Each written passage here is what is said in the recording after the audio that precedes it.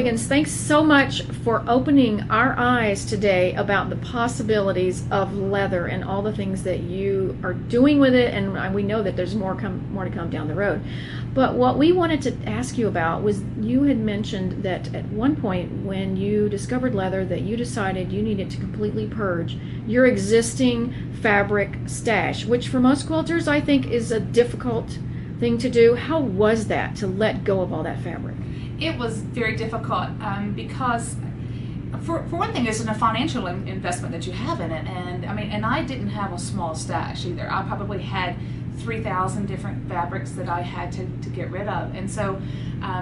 But what the position that I was in was, I was making the transition from the old stuff that I was doing to the leather work, and every time, I was exclusively working with leather at the time, and so every time I went into my studio, I saw my stash was beautifully displayed, and all I saw was that stash that was not getting used at all.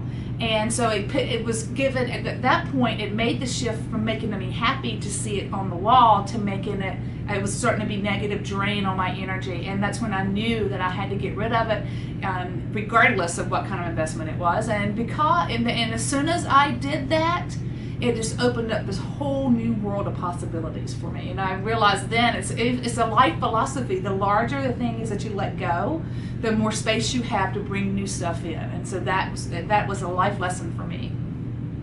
Great. Well, thanks again for coming and joining us here today. We just absolutely loved it. Thanks for having me.